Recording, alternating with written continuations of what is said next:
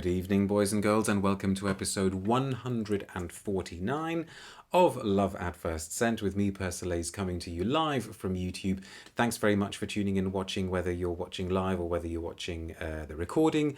Please consider subscribing to my channel. If you haven't already done so, please feel free to leave questions, comments, etc. I usually get round to them in due course. I am just going to quickly go onto the tablet to make sure that everything is coming through loud and clear, and I suspect Herb says, oh wow, you bought it.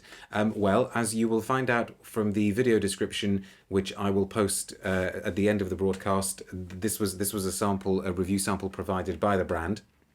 So no, I haven't actually bought this one.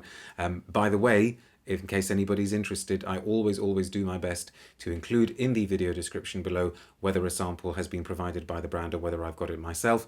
But as I always say, and have said for the last 10 years, this has no bearing on what the content of the review is going to be. You get the first comment, by the way, Herb, and that's partly why I'm feeling nervous, because what we are smelling in this episode is the new Tarab from Serge Lutens, and it marks something of a milestone, I don't know, a departure, because it's the first golden bell jar as far as I'm aware.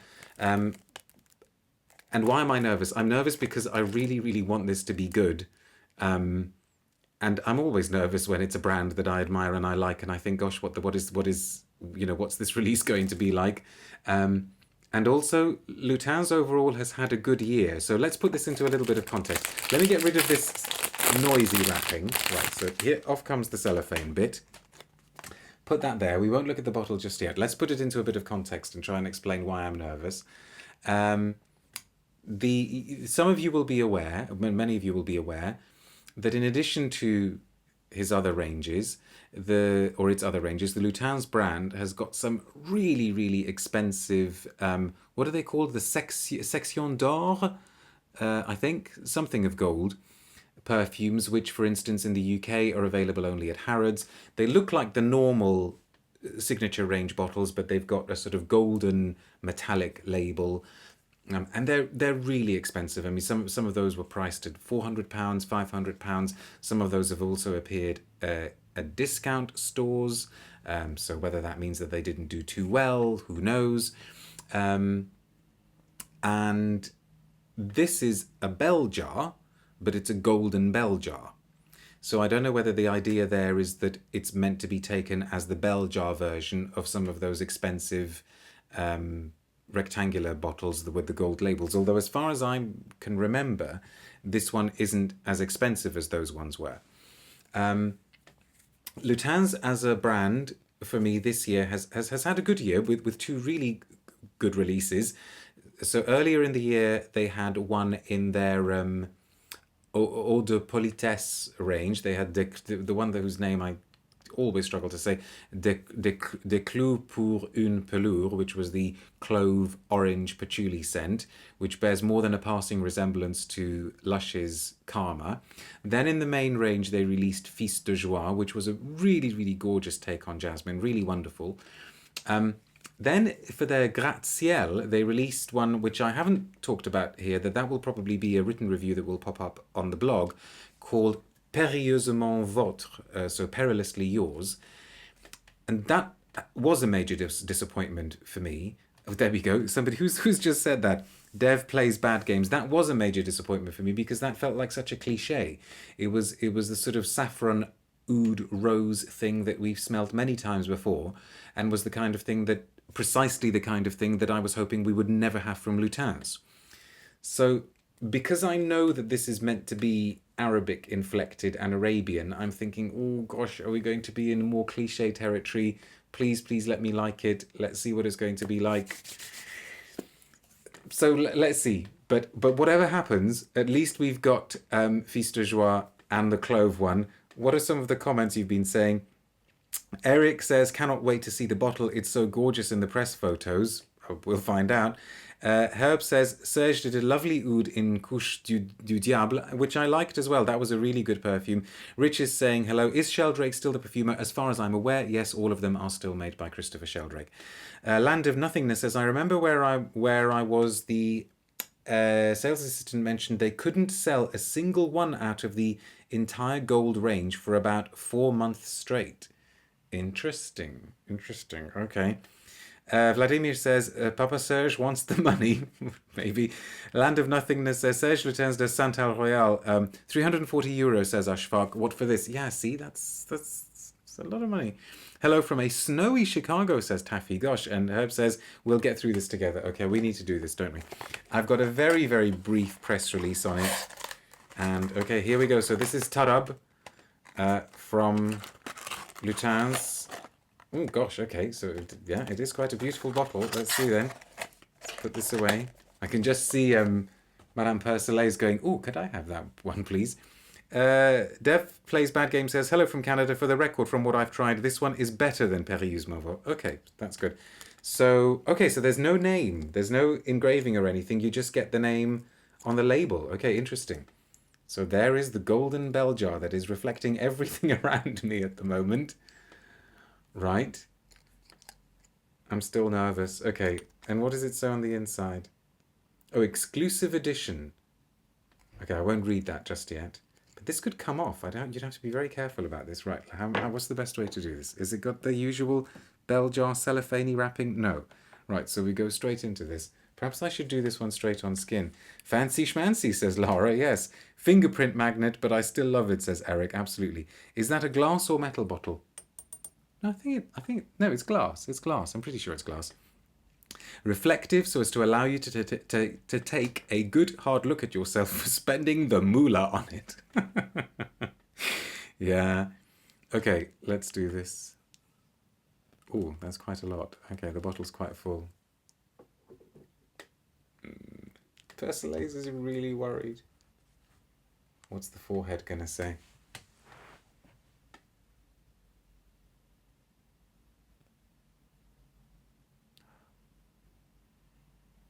Greetings from Iran, says Milad.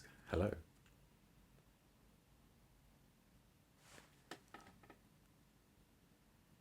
I'm gonna put some on skin. Hang on. No, you're all freaking out. No, I think this may be a good freak out. Shimon says hello. Shimon, you've joined us at a very, very crucial moment. Eric is saying the eyebrows. It's the forehead and the eyebrows.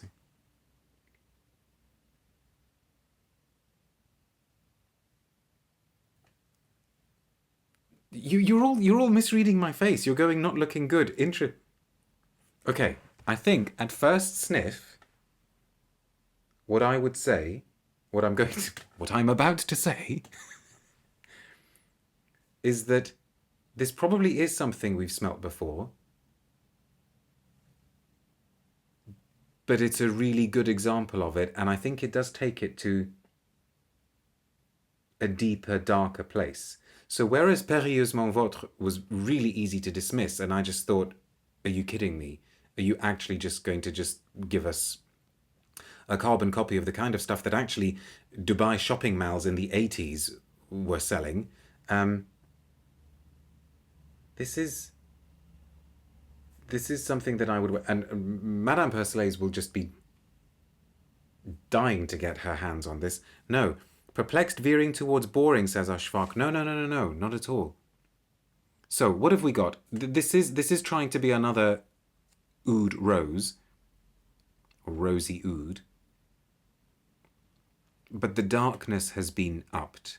So the sort of the leathery aspects, the cypriol type aspects, the cade-like aspects. You know what it's reminding me of, actually? It's reminding me of... No, you don't know because you can't read my mind. But tell you what, I will inform you what it's reminding me of right now. It's reminding me of the dryness of Dior's leather oud. But it's really dense somehow. It feels...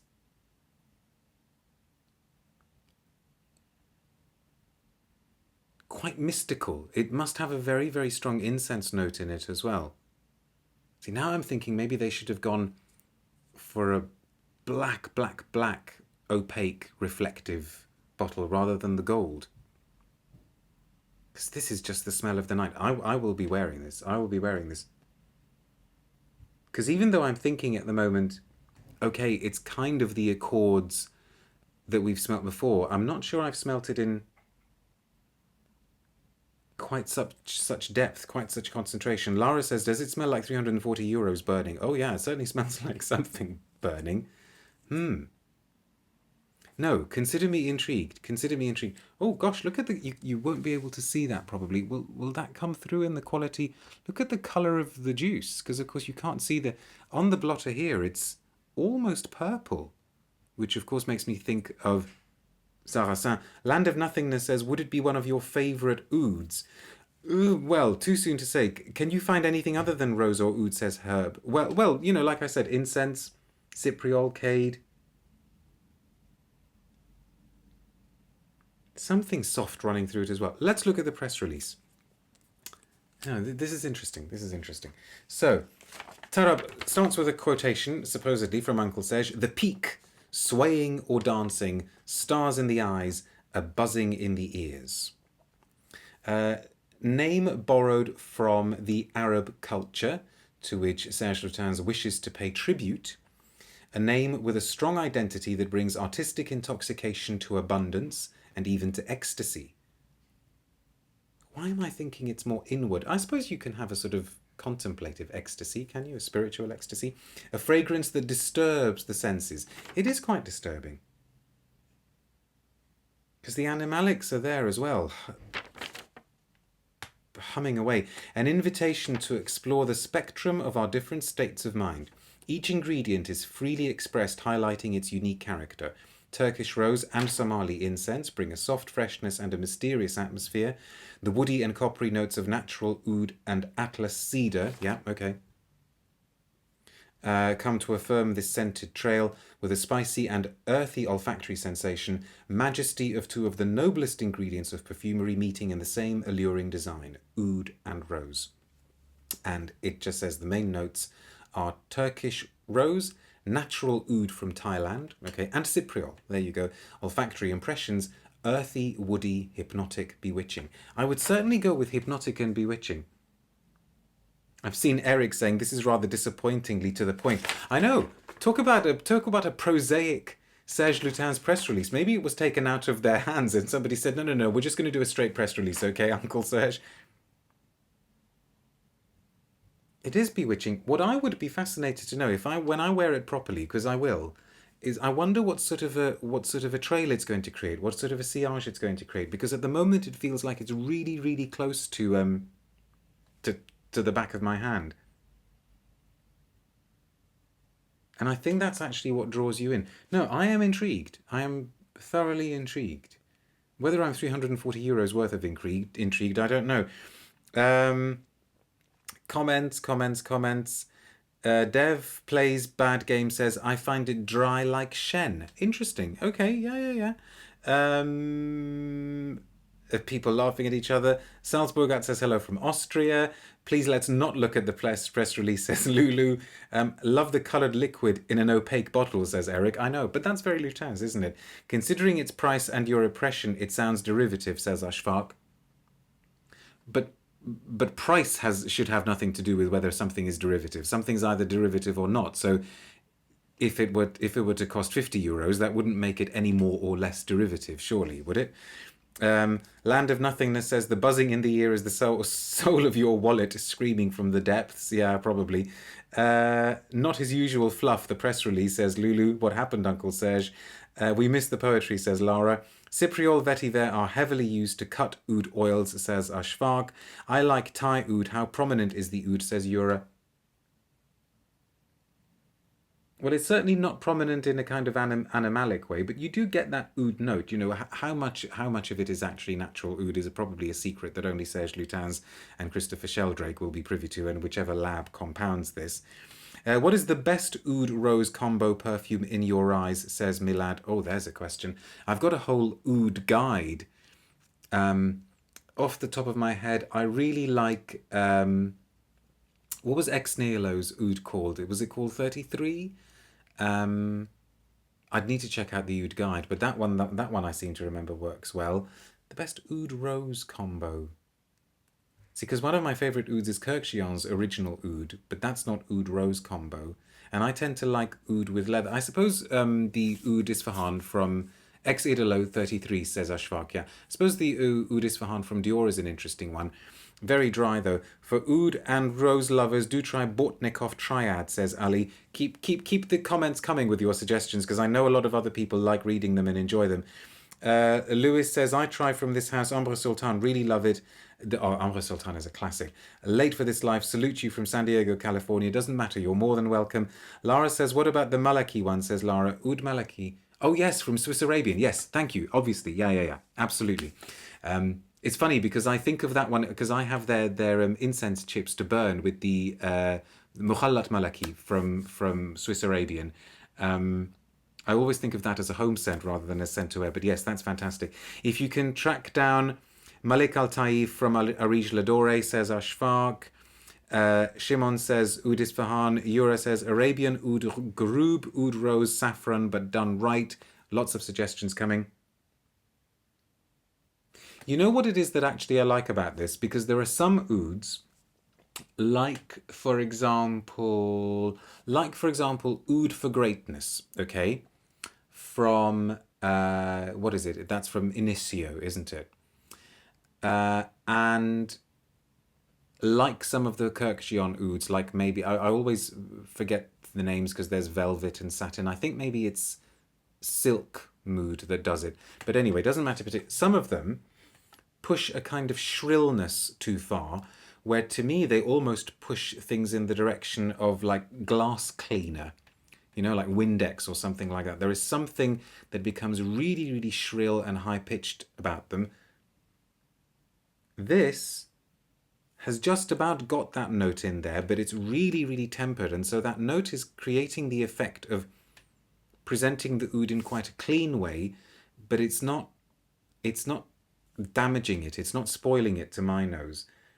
Now see, Madame Persolaise takes that note really well and she enjoys it. So I'm trying to think of one that she likes wearing that I find it difficult to take. I think it was a recent-ish Bulgari one actually, where after a certain point it just becomes like this really, really unbearable noise almost.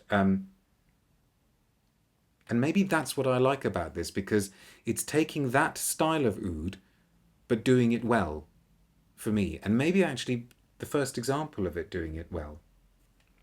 Definitely one to ponder, one to think about. MFK oud series are great, says Milad. Oh, and somebody's mentioned Frederic Mal's The Night. Thank you. See, I'm losing my mind now. Of course, The Night is gorgeous, gorgeous, gorgeous as well. Thank you very much for mentioning that, Stiwar. I love Frederic Mal's The Moon, though I doubt I'll buy it, says Herb. Ashfaq says, if you fancy Atars, then try Juria, Ansar Rose, and L'Ephemer from Sultan Pasha. I wish I enjoyed oud more than I do, says Eric. It is fascinating to smell, but I don't always love wearing it. And lots of suggestions. So if you're watching the recording of this video, please click on the Enable Live Chat button so that you can actually see these suggestions coming through, because all of you watching, you know, trust me, the people watching the lives know what they're talking about. So all of these suggestions, I'm sure, will be well worth checking out. Yura says, Initio Oud for Greatness reminds me of Tom Ford Oud Wood. Yes, and you see, I'm not a fan of Oud Wood either. Not my favourite ouds. Reminds me of an empty, mouldy, damp room, very lonely and sad. And I think what I'm intrigued by with this is that this is perhaps that style of oud, but for the first time done in a way that I would like to wear. Not a fan of Tom Ford Oud Wood either, says Lara. Land of Nothingness. I've been exhausted by oud, but strangely have really enjoyed wearing Opus 11 recently. Ah, Opus 11. I love Opus 11 from Amouage. I love Black Rose Oud by Trish McAvoy, says Christine. Montal Oud's good, says Umberto. I love from Montal. I love the Oud Cuir d'Arabie, which is on my Best Ouds Perfume guide. I should actually link to that when we finished. Okay, so this isn't bad. This isn't bad. Thank you, Mr. Persolaise, for having us this morning. What a way to start my birthday. Happy birthday to you, Eric. And Serge Lutens enters the Rouge Ode market very late. Never mind. Okay. I hope to still be able to do a few more videos before the end of the year. Absolutely, I will be planning a video on my my favorite perfumes of the year. That usually tends to come out sort of around about 28th, 29th, 30th of December. So stay tuned to my social media channels to find out when that will be broadcast. But hopefully there'll be at least a couple of days of videos before we do that one. I'd like to do another best of video, actually. I think it's time we did a best of. It's my birthday too, says Salzburg. Happy birthday to both of you. But until then, be good, stay safe, take care, and thank you so much for tuning in. Look after yourselves. Bye.